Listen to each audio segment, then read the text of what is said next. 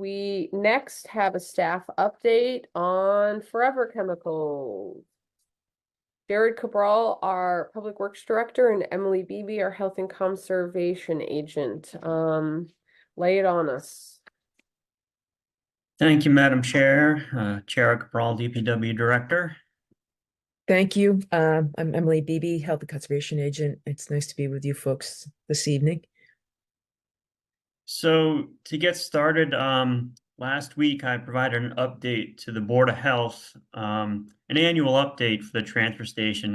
And as part of that update, we covered some of our quarterly monitoring that we do at the transfer station.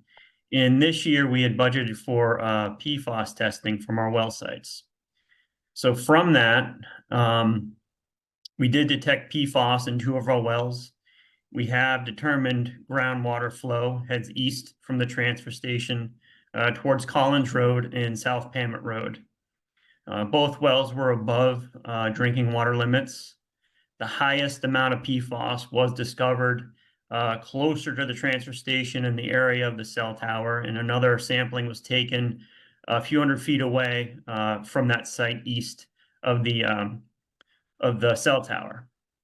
So after that had come back to us from our consultant, we self-reported to DEP, and we set up a meeting with DEP officials to begin some protocols with them to continue monitoring. They sent us a checklist of items that we needed to do immediately. And from that, the scope of work for us to begin with is going to be testing some domestic wells that are towards Collins Road and South Pamet Road. So domestic wells, I mean homeowners.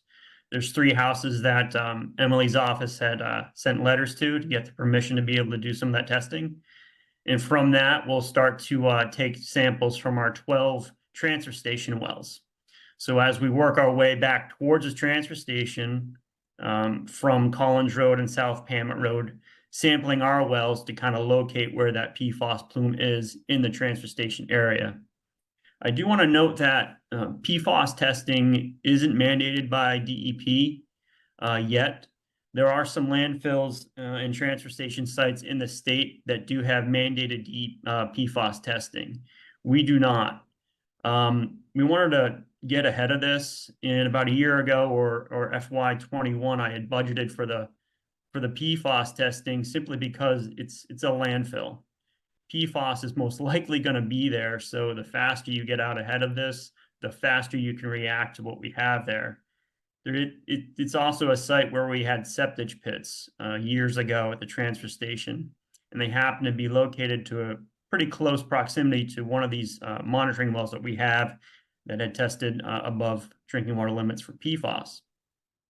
So right now, we are waiting for responses from the homeowners to be able to get to the domestic wells tested. There are 4 things that we have to do right away, which we've already done a couple of things, which was send a letter to the homeowners, like I said. We've done a parcel file review with our consultant, and also part of that was to review DEP's database. We'll do another site visit with Horsley Wetton, who's our consultant, and then we'll have a final report submitted to DEP. Once we get everything back, a response back from DEP, we'll have a pathway kind of spelling out what our next steps are going to be, depending on what those water samples are going to tell us.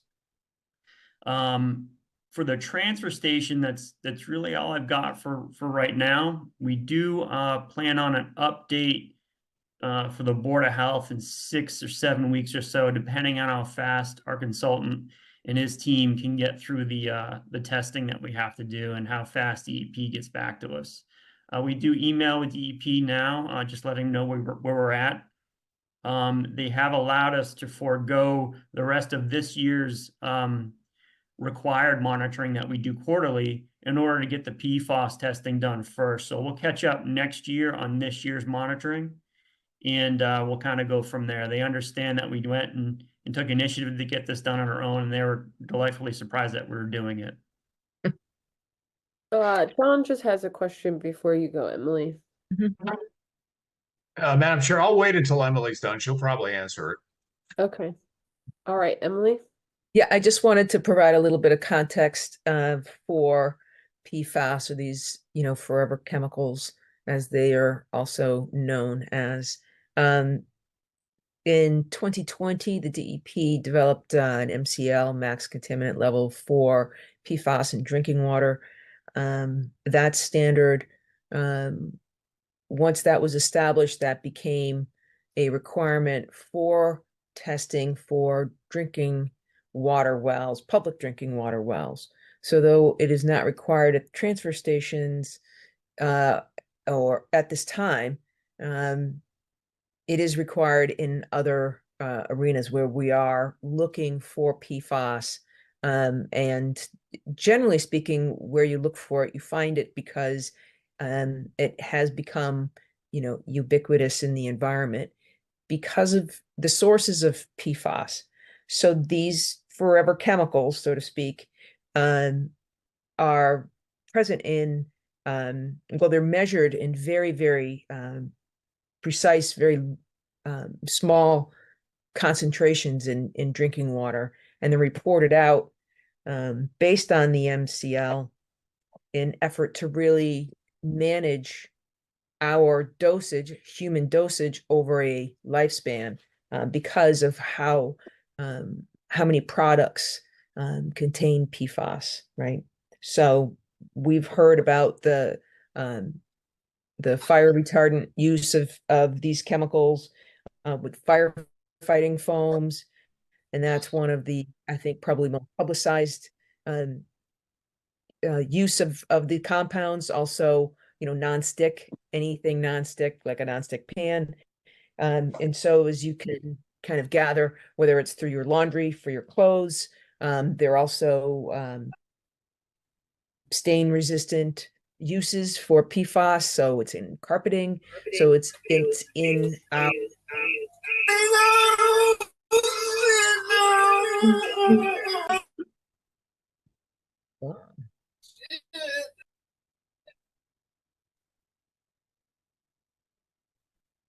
so PFAS are present in our septic systems, and so therefore they're getting into the groundwater, and they will be something that we're going to be talking about for a long time. So it was actually kind of a good entree for us to be talking about PFAS within the municipal context, the context of municipal properties.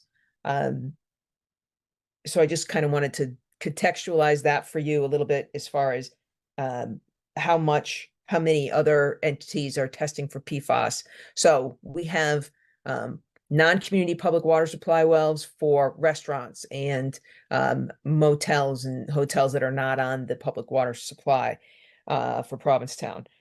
Those all need have been testing for PFAS because they are required to by the DEP. The other um, requirement, of course, is for community public water supply systems. So the Provincetown water system has been testing for PFAS also. It has not been detected in any of the non-community or community public water supply wells to date, except for Stone's Throw.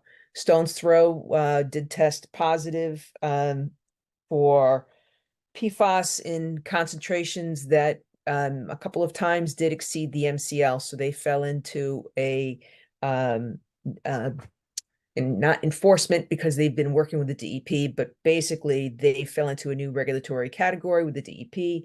They have, as you know, because we discussed this, they came to you for permission to connect to the Provincetown water system.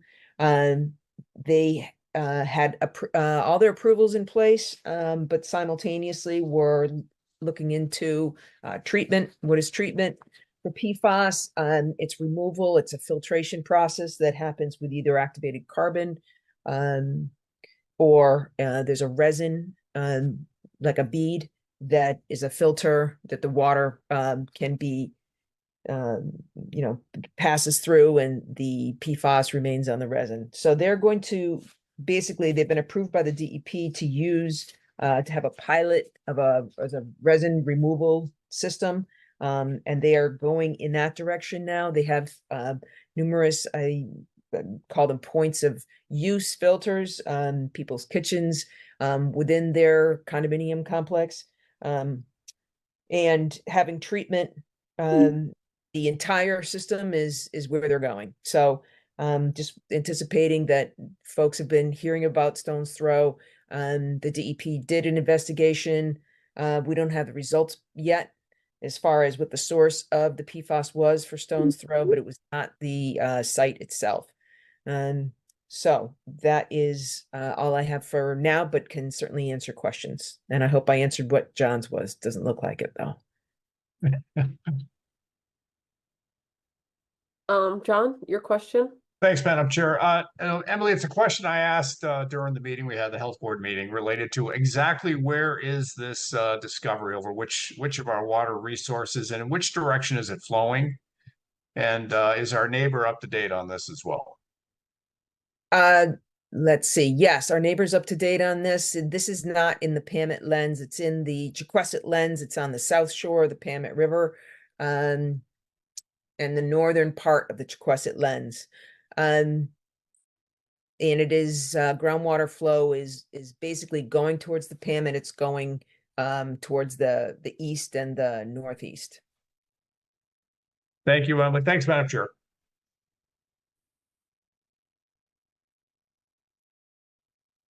Thank you. So PFAS is here to stay. So it's found in our community. You've also mentioned it's found on our person. PFAS is on our skin right now as we are a diverse ecosystem ourselves. And can you, when people hear the word PFAS or forever chemical, unless they're really educated, they get really freaked out. So I don't want to say that I'm not taking PFAS seriously, but how can you, both Jared and Emily, speak about how to protect yourself, or how can we empower our citizenry with the knowledge that PFAS is on our person, in our homes, and in our community? We're working on putting together a comprehensive description of just that for our webpage, Madam Chair. Specifically being cognizant of PFAS in every different avenue where you know you may be encountering it is very important because it bioaccumulates. I think as a human, as a consumer, we all should be aware of what products have PFAS. There's a big effort right now to get PFAS out of products. And at such point as we are there, as far as, you know, having PFAS-free products like a ceramic pan rather than a Teflon pan. Teflon is a brand name from DuPont, and PFAS is in Teflon. And they're making Teflon, they're looking to make Teflon PFAS free, from what I understand, but I know that there's ways of navigating away from PFAS. And I think as a consumer, we all need to, you know, have our voices heard that it's unacceptable that a product might contain PFAS. One other thing I wanted to add, and that's, you know, the fate of PFAS, right? So if it's in our septic systems, it's going into the groundwater. It's going into the groundwater. It's moving a foot a day towards the ocean or the bay or towards other water bodies, like ponds, like the Pamet or the Herring River. But ultimately, where things go, generally speaking, is it ends up in the ocean, in the Gulf of Maine, in the Atlantic Ocean. That's unacceptable. We know that it's in fish. We know that it's all kinds of creatures in the ocean. And so the bioaccumulation part of that is really, really important to understand. Even though we might work our way out of it, because it will, at some point, it will end, it will not be in products anymore, then, and therefore it will be something that will be in low enough concentrations, perhaps because groundwater is moving all the time. I think that's something to be aware of, but we're gonna be beefing up our website with information for residents about filtration devices, about how you get your water tested for PFAS. I don't believe it's something that you can have tested at Barnstable County Lab yet. I know they're working on it. It is a very expensive test, and they have to be certified by the state or the feds or both. to analyze for PFAS. So that's going to be a changing landscape. But thank you for the question, and we will, I think, do as Damien did and maybe put some more information out in some sort of an announcement when we have the documents up on our website. Thanks.